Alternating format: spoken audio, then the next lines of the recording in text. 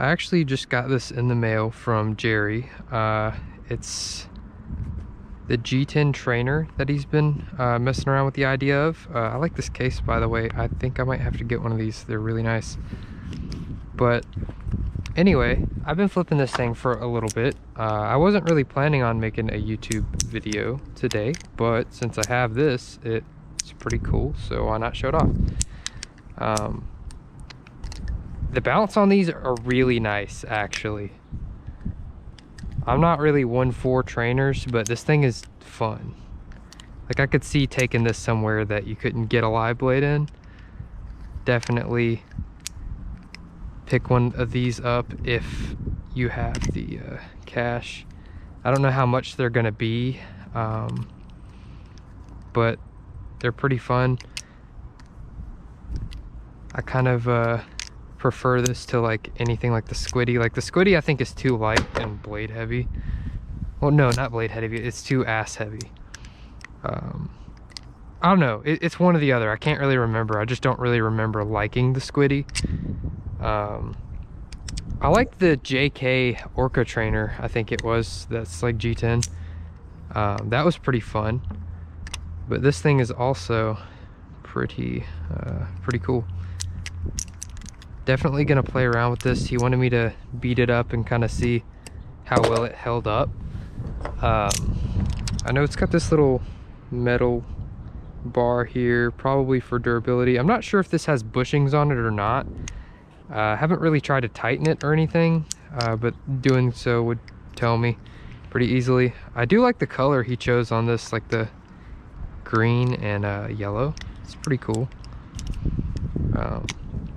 But yeah, I guess since I have a trainer out, I'll talk about flipping with live versus trainer.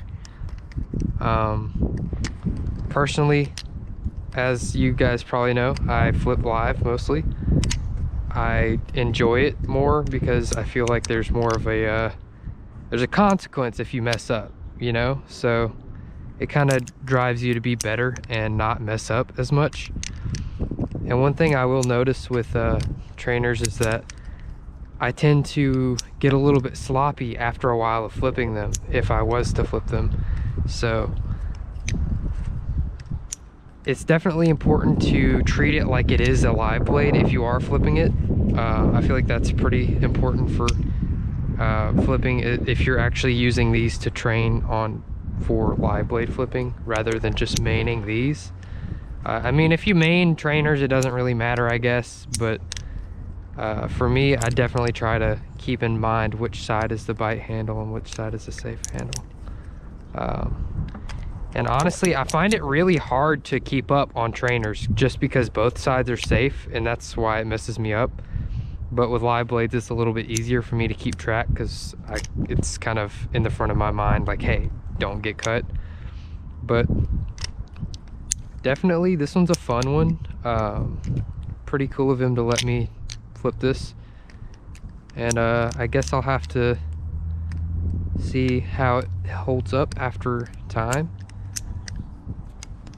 Yeah, but I don't really have much else to talk about now. I wasn't really planning on doing this, but yeah. Actually, the other knife I actually have out today, my G10 and purple linered bass. It's pretty cool. This one has what is it, ivory scales? They're not real ivory, but it's just the color of them. It's got ivory bass scales on it. I just anodized the liners purple. This thing is super fun. One of my favorite knives, to be honest with you. I really am a fan of the Basilisks. I like how they flip a lot. I just hate how they the tips of them break off pretty easily.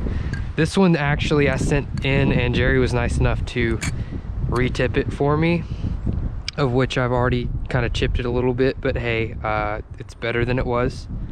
It's holding up really good so far because it's a little bit shorter technically, since I already tipped it before and he had fixed it. So that was really nice of him. But I really do enjoy flipping this thing.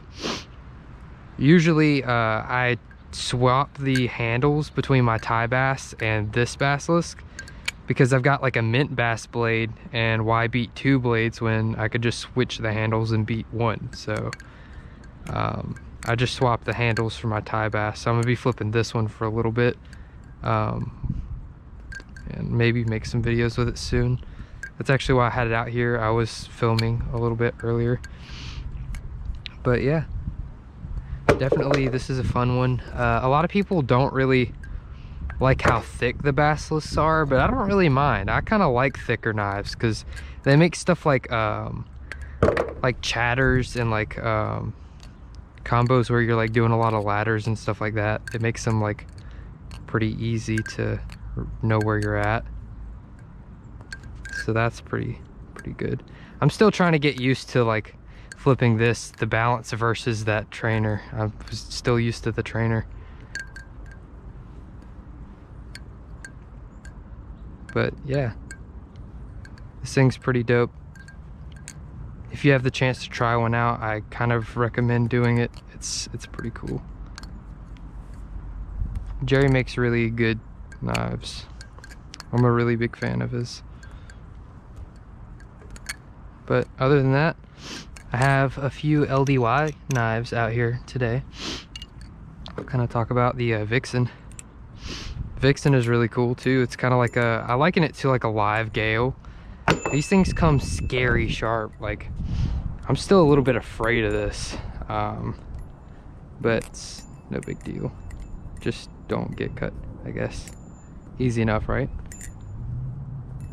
But yeah, the only bad thing I can say about the Vixen is that the hardware, it's got like T8 hardware, and they're kind of shallow, so it's kind of hard to tighten them without stripping them at times, which is not that great, because you kind of don't want that when you're, you know, having a knife. You want to keep it there. Another thing, ooh, that could have hurt.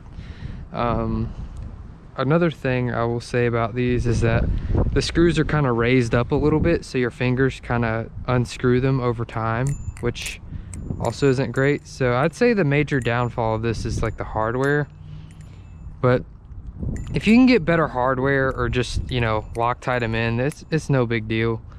They actually hold in pretty good when you Loctite them, so I really like these. They're really cool. I need to actually film more with this one. But yeah, I guess I'm gonna end the video because I don't really have anything else to say.